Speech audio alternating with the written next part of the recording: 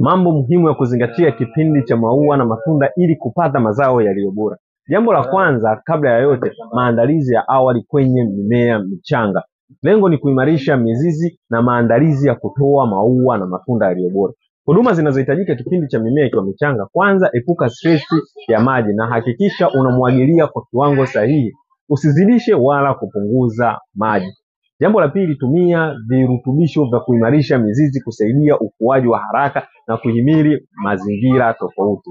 Jambo la tatu, tumia mbolea zenye viwango vikubwa za phosphorus ili kuchochea mizizi na maandalizi ya maua mapema.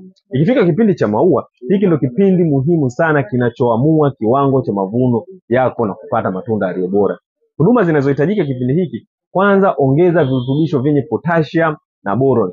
Potassium yenyewe itasaidia maua kushika vizuri na kuimarisha mishipa ya mimea, na boron yenyewe itaongeza uwezo wa maua kushika vizuri na kupunguza tatizo la maua kudondoka na kuongeza wingi wa maua.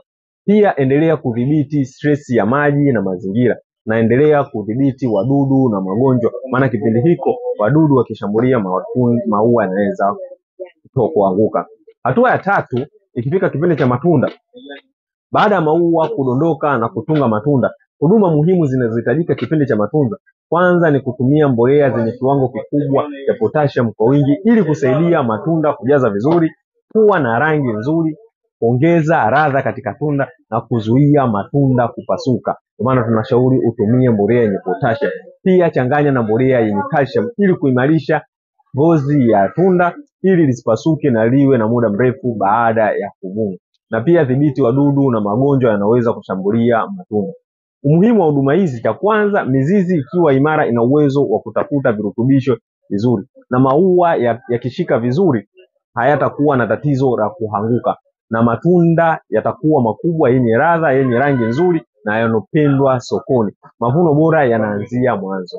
Kumbuka mkulima, matokeo mazuri hayaji kwa bahati mbaya, yanatokana na maandalizi bora, huduma sahihi kuanzia mwanzo hadi mwisho.